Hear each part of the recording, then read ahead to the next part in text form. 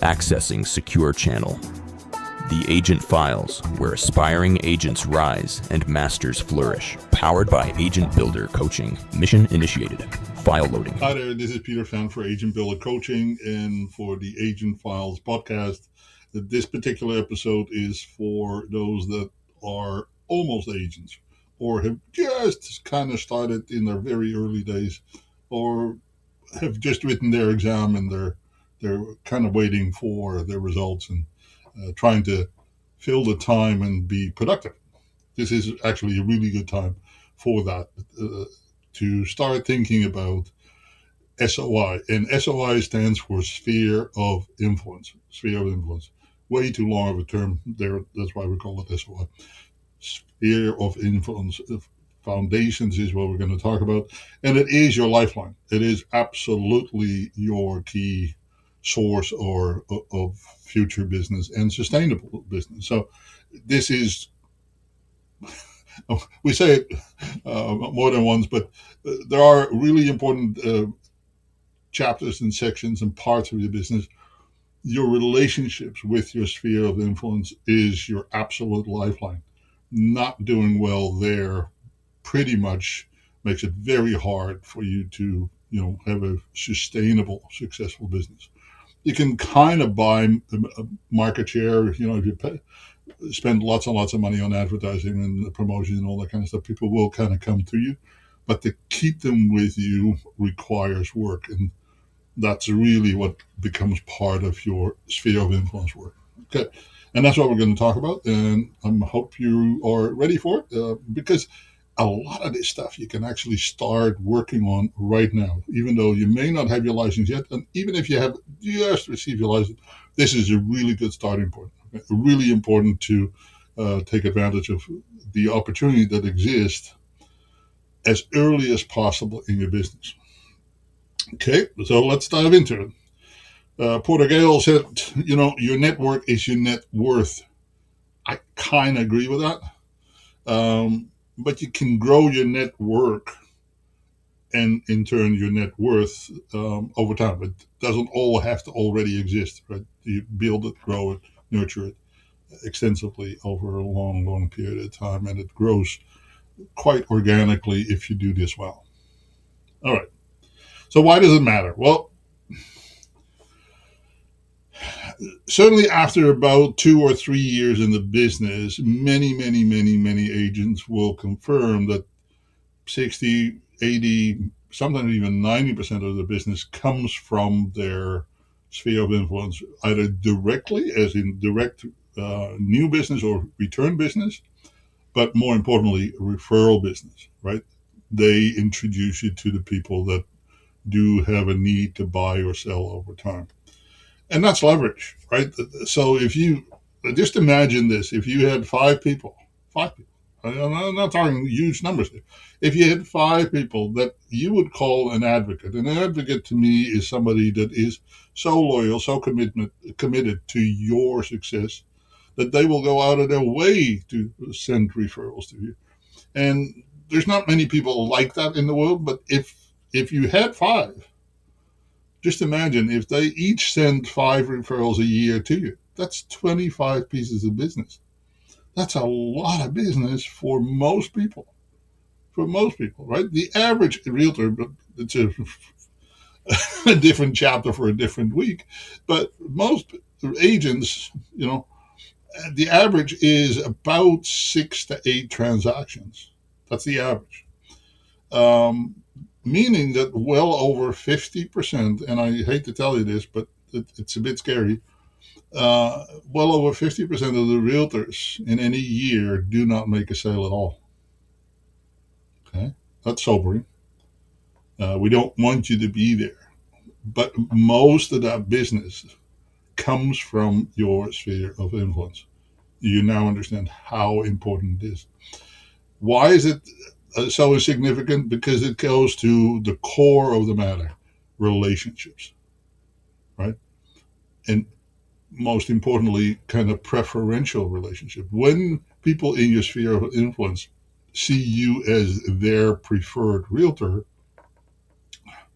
then they're most likely to send you a referral or do business with you directly. Right? Well, it's also one of the lowest cost per lead that you will ever have. You're going to hear about this a lot more in the by the numbers type chapters when you get started in this business. And there's a point and there's a time where it may be worth to pay for some leads. But the best return on investment is to invest in your sphere of influence, because that's where most of your business ultimately is going to come from. Okay, and to me that makes a good sense, good business sense as well. So starting your database, and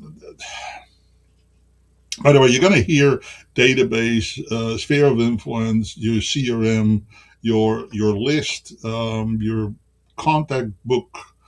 You're going to hear those terms. They're semi-interchangeable, not entirely, not exactly, but close enough that when you hear one term, don't necessarily know what is that all about. They're more or less all relating to the same thing. A database is just a collection of all the people, the names, the contact information that you have from people that you have a relationship with. And the important part is the relationship, of course, right? So you understanding that you likely already have a list.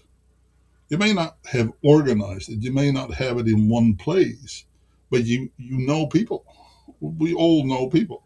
It may not be a lot of people, but we all know people, right? So we're going to talk about who they are, where they are, what to do with them, and so on and so forth in a moment. But so giving yourself an opportunity to start that early, and early is right now, as in today, not tomorrow, not next week, no, today. And whether that is a phone dump or a Facebook group dump or anybody and everybody that you have anywhere in your index cards, in your calendars, in your birthday list, in your Christmas card list, it doesn't matter. Anybody and everybody that you have had or have a relationship with at this point in time, ideally great relationship with, would be added to your list. Okay. And then hopefully we're going to talk about a good strategy or strategies to get in touch and stay in touch with that sphere of influence and continue to grow that list sometimes by referrals and introductions, sometimes by strategic actions and activities. And again, this is where the sphere of influence can also lead to inspiration, motivation for what we refer to as lead generation, but it's really relationship building that you're trying to do. Okay. Good sphere of influence relationships absolutely build trust and credibility much faster than cold leads, right? If somebody phones you out of the blue, there's absolutely no connection or no relationship. It's very hard to, convert those people to know, like, and trust you to the point that they will absolutely commit to you to do business with you now or in the future, whenever that may be the appropriate time. So that's why sphere of influence are so important. Okay. So what is in your sphere of influence? Well, friends, family, right? That's a really good starting point. Then colleagues in any way, shape, or form, whether that is careers, school, clubs, sports, hobbies, interests, anybody, everybody. Right? If you're involved in something, a cause, something, some passion, a service club, a volunteer organization, a choir, a dog walking club, a cycling group, playing chess, doesn't really matter. Right? If you are connected with somebody through, a passion, a hobby, an interest. In a previous episode, we talked about, what is your superpower? That's also one of those areas. So if you have a particular passion, something that you would spend time on, even if money didn't matter, right? Then that you connect through that passion with other people, whether you know it or not. Even if it is the loneliest hobby or sports, there's other people having that hobby or sport. If it's reading, if it's, I don't know, stamp collecting. I mean, that's pretty, isolated. You collect the stamps, right? There's not kind of a lot of groups that collect stamps together, although there is definitely a following and a kind of an ecosystem for it, but it's a fairly individual type hobby most of the time, or investment. Some people call it an investment. Anyway, and then of course neighborhoods, like where you live, or where you'd like to live, or a type of property that maybe your sphere of influence, that you're really into waterfront stuff, or because you're into boating, right, which can kind of cross over between real estate as well as your passion. Um, any kind of community organization, if you volunteer at your church or at the local food bank or the hospital auxiliary, or it doesn't matter. Okay? Connect with them, because that's definitely part of your passion, and that makes for very healthy, genuine relationships typically, because you would spend time with them anyways. And by the way, don't think that because I'm saying, hey, connect with these groups, that you immediately need to start talking about real estate. No, that's not the point. You're really building relationships, but somewhat with a purpose. You want to raise their awareness of you overall, not because you're a real estate agent only, but because you're genuinely a person that wants to support, assist, add value to the relationship. Okay? Then any kind of service providers that you know, lawyers, notaries, mortgage brokers, inspectors, movers, contractors, anybody that is directly or indirectly connected to your business, and sometimes outside of the business, right? Can you imagine that if you had somebody working in, say, I don't know, a pub, a restaurant, a hotel, a hairstylist, a barbershop, a fashion store, right? And those people would kind of point you in the right direction of people that make it known that they're thinking about buying or selling real estate. And why do I talk about those? Because those are very social places where people hang out and talk about stuff. So, you know, a waiter in a restaurant or in a bar very often will hear about, you know, we're new in the town. Where should we go to find a house to rent? Or, you know, conversations happen, right? That's what I'm talking about. So service providers absolutely a good place to look for your sphere of influence. And then yes, you can do online and other social connections. I, I'm not going to suggest to you that they are highly valuable, because loyalty online is not particularly great, and it's people don't really see it as a deep relationship for the most part. But does it happen? Absolutely, it does happen. Yeah, from time to time. Um, but I wouldn't necessarily rely on it as your core. But it's very good for building profile and supporting your profile and your presence in the community, right? So those are some sources of sphere of influence. So what can you do? Well, you can certainly connect with anybody you already know, like, and trust, right? You can definitely talk about your journey. Hey, I'm getting ready to become licensed. I'm nearing. Talk about the story, the reasons why, the how, the whatever, and then you can add some value. You can talk about local influence. You just cannot solicit business, right? Because you're not licensed, so you cannot actually solicit business. You cannot promote properties. You cannot claiming that you're a realtor. You can't do any of that stuff until you're actively licensed. And I wouldn't encourage you to give any inclination of that. Even saying, when somebody says, "Oh, we're thinking about buying," oh, can you just wait until I'm licensed? You can't actually say that. Okay, that's just highly inappropriate, and that could actually jeopardize your licensing if that ever came back to you. So you got to be careful in what you do and how you do things. Can you refer them to another agent that is licensed and expect compensation? Well, it's a bit of a fine line, but you probably can find a formula for that. And it's certainly not unheard of, let's put it that way. Okay. proper disclosures is a requirement, and so on and so forth. So if that became a question, yeah, because that does happen, by the way. I'm just going to be candid with you. It's very common that you're going to find out people that want or need to buy or sell just before you get licensed, and they can't wait for you, or they won't wait for you. Can you still kind of steer that in the right direction? Well, as long as you don't, you know, actively and aggressively solicit it for your own purposes, yes, you can refer them. You can't actually get paid before you get licensed, but there are ways to make that work. And it's not illegal, it's not unethical, but there is a process and there's a protocol required, and it requires some paperwork, and so you can't just go out and now start soliciting.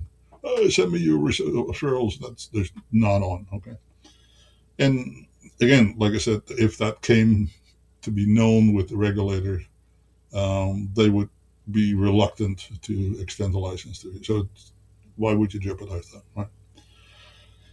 All right. So, but there are definitely things that you can do. So right now,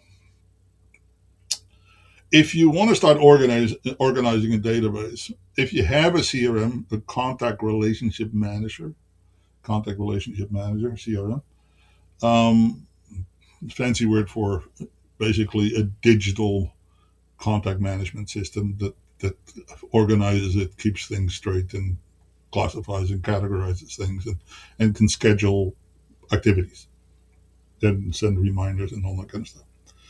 Now you can just create a simple spreadsheet as well, or list on paper if you're that old school. I would try to encourage you to go digital in one way, shape, or form, so that you can move it from one technology to another technology. I would not encourage you to do it on paper, although you can. Okay, one of the most successful realtors that I know and have known for many years, when he started in real estate, technology had absolutely taken over already. Right, that everybody was using computers all day, every day. Internet was kind of a newish thing at the time still, but technology was definitely the common use. And he used a 2-page per day day timer. That was his system. That was all of his system. There was nothing else. He didn't have index cards. He didn't have Rolodexes. No, everything was in his day timer. And the only thing that he moved from one day timer to the next was his list of contacts, and then he made photocopies of it when they literally worn out, and then added names to it. So, can you do it? Sure, you can. Absolutely, you can. Would I do it that way? Not really, but to each their own. I'm more of a CRM or a spreadsheet type person. Either is fine. Just depends on the level of sophistication that you want to bring into it. Ideally, you use a CRM that you control, and I have a reason for saying that you control. You don't want a CRM that is controlled by the company, the brokers that you're with, because inevitably the possibility exists that at some point in time or another that you're going to move from one company to another company, and then whoever controls the database controls your data. And you'll learn at some point in time that your list, your database, is actually your most valuable asset. So you got to protect it like it is worth gold, because it is, right? So it's a bit of a sidetrack there, but it's just a bit of um, understanding of how significant the data is and what you need to make sure of to protect it. Okay, so in your spreadsheet, in your list, you want contact information, name, contact information, address, email address, phone numbers, websites, Facebook connections, and notes. Right, so every interaction that you have with a person that is in your list, update what happened. Hey, we talked about soccer, or we talking about going on holidays, and anything and everything that is important. And then If you know of, say, birthdays or anniversaries or home purchase anniversaries or last time that they moved type of information, you keep adding, keep adding, keep adding, and try to connect back with people about what is important to them. As you noticed, I didn't really talk much, if anything, about the real estate part of things because certainly at this stage, it is 99.9% all about relationships. And that's what you need to focus on. Okay? So tagging them, whether it's family or business, community, and what have you, all very important pieces.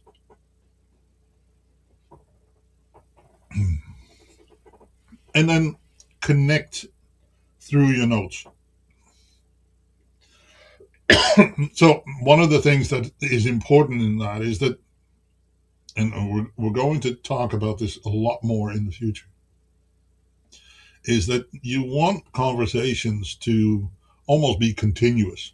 So when you connect with people, is that you're not restarting conversation. No, you're basically carrying on the conversation, the communication that you were having. Not verbatim and not exactly, but, and what I'm getting at here is that the relationship is the key, right? And I keep saying this, real estate is somewhat of an afterthought when you deal with a sphere of influence, and build things on relationships. The real estate will happen, right? People buy, sell, every 8, 9, 10, 12 years, right? It's a reasonable average. So if you have good, solid relationships and people know, like, and trust you and put you high in their preference list, then the probability that you're getting their business whenever that's going to happen is going to happen. But if you're going to hound people every week that you talk to them and say, "Oh, by the way, do you know anybody that wants to buy or sell real estate?" then very quickly what was appreciated now becomes a sales pitch, and it's not fun.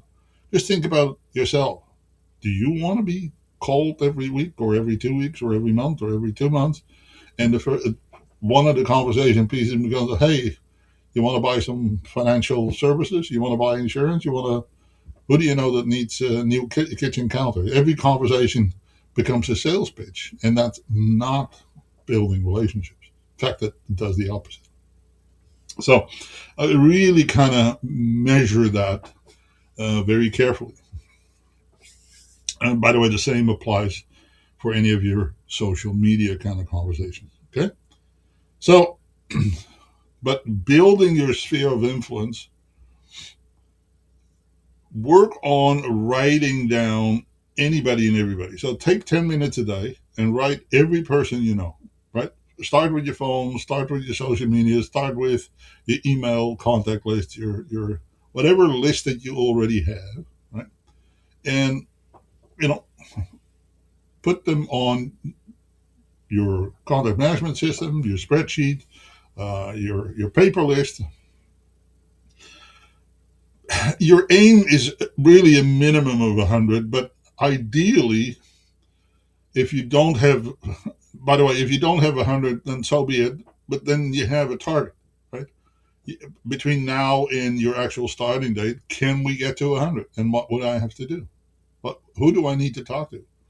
Who shows up in all of the things that I prepared for, from my business plan that we talked about earlier, from my conversation about superpower? How do I want to present myself to the business, and who connects best to that? That gives you an inkling as to what your target audience might be, right? So, who do you need to know, right? And think about all of the ancillary parts to the business, i.e., service providers, lawyers, notaries, movers, contractors, and so on and so forth. Who do you know in those businesses already? By the way, anybody that you pay money to, as far as small businesses, small enterprises, local businesses, or even inside of larger businesses, if you go to the same grocery store week in, week out, and you know everybody at the till, you know everybody at the bakery, you know everybody at the meat shop, and so on and so forth, do they know you? As in personally know you and what you do and how you do that? And what kind of relationship do you have with them? they can be very good sources for future referrals.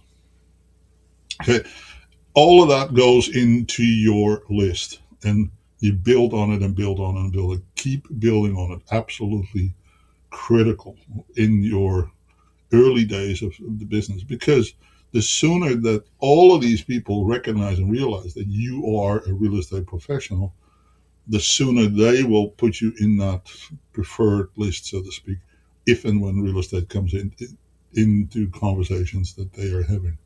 That's the important part to you. We refer to it as top of mind awareness. Some people now call it preferred uh, level of relationship. It's kind of the same thing, right? Who do you think about when real estate comes up in the conversation, right? In the same way that why Coca-Cola is still advertising, even though everybody knows Coca-Cola, they just want to make sure that they're still top of mind of people that are thirsty, right? And why McDonald's advertise, because when you're hungry, they want you to think about, oh, let's stop by McDonald's, right? When real estate comes up, is your name coming up in their conversation. If it does, great. If it doesn't, how can you fix that? Particularly with those that are in your sphere of influence. And keep in mind that everybody that you're putting in that list, they may kind of know that you're going into real estate, but they still, certainly in the early days, will see you as they knew you in the past. Right? That top of mind awareness switch doesn't happen overnight. It takes 7 to 10 interactions, not necessarily about real estate, but just to kind of make people understand that, hey, there's a new you, right? It's a new and improved version 2.0 or 3.0 or 4.0, but however young or old or young you may be, it whatever version that you want to represent yourself as. And it is a really good idea to therefore establish a schedule, a rhythm to get in touch and stay in touch with people. And we're going to talk about that rhythm, right? That consistency of communication and connection a lot more in future episodes, because ultimately that's where those that succeed in the business and those that don't, that's where the biggest difference is, right? The consistency of effort. Not, oh, I talked to 100 people this week, but I won't talk to them for the rest of the year. That's not consistency. Well, it's consistently not being in touch with them. That's not the point, of course. Okay? So you've done your people in your list, and then make sure that you kind of highlight your top people. If it's 25, great. If it's 10, so be it. If it's 50, better yet. People that you really think that you have a strong connection with. And again, if you're not licensed yet, you can't actually really start soliciting business or even, reaching out and say, hey, if you think about buying or selling, or, you can't actually do that. But all right. So be aware that your sphere of influence is not just your first business pipeline. It is your business pipeline. Because ultimately everybody that you are in relationship with ends up in your sphere of influence, right? It may be a business related sphere of influence or a personal related sphere of influence, but they're all part of really one master system that allows you to get in touch and stay in touch with people and add value to their life. Okay. So again, start building that, start organizing it, and then finding ways to nurture it now, even though you may not be in real estate. But there's no harm in you starting to tell stories about what goes on in real estate, or you say talking about your adventure of getting into the business of real estate and the steps that you're taking, the episodes that you're following, the statistics that you're reading about, and so on and so forth, or asking questions. Hey, did you read this article? Did you read this article? And so on and so forth. And one of the biggest lessons from all of this is that the momentum comes from your consistency. And the momentum will start picking up the more, not the more in volume, but the more consistent you are. If all you can do is talk to 3 people a day, then so be it. That's still, on a 5-day work week, that's 15 people a week. That's pretty darn good. Because if you have these 15 people and you follow up with those 15 people, you add some value to those people, and a month later you have some more information for them and so on and so forth. In a relatively short period of time, you've got a few hundred people that you're in relationship with. Huh? That's pretty awesome and very powerful, very, very powerful. So I hope this makes some sort of sense, because here's some homework for you. So start your sphere of influence database, right? The spreadsheets here, and just get onto it. Add as many people as you can, but if if it doesn't quite reach 25 to 50 a week, then so be it. Right? Then start connecting with people. Just, hey, how are you doing? What's going on? I'm getting ready to get into real estate, and wonder whether you had any advice or guidance, or what would you think I should do to stand out in this business, to be better than anybody else? It's a really good question. Because people want to help. They want to help. They genuinely, when you ask them these types of questions, they will find really good ideas for you. So, and then, draft your I'm preparing for real estate intro, right? And start reading some books around all of that. Buffini's 100 Day to Greatness is a good intro book. Buffini writes, and he's a real estate coach. He writes a lot about relationship type based and referral type based business relationships. So that's always a good source. We do a lot of that ourselves. We have a model called the Momentum Machine, and that's really about relationships, marketing. Never Eat Alone is a really good concept. Just the title alone says it all, right? If you never ate alone, never, right? So all your lunches, all your breakfasts, all your dinners are with somebody. Now, it could be 60, 70% your family. Great, no problem. But all the other meals that you're having with somebody on purpose, right? Wow. Just think about how many people you would add on a monthly basis. Now, this book, the last book that is there, if you don't already have it, this is one of those classics that you need to have, the Millionaire Real Estate Agent book by Gary Keller and Jay Papasan. It's really about the systems and the models of business. And in that book, there's a fairly extensive chapter about sphere of influence and what the momentum and what the numbers actually represent and what they mean. So it's an important kind of book about the core essentials of real estate. We embed a lot of the core principles in our outline that we call the 7 essentials. So we've emerged a lot of that information in our podcast episodes, whether you are aspiring to be in real estate or getting ready to be in real estate, or if you're a rookie or you're struggling in real estate.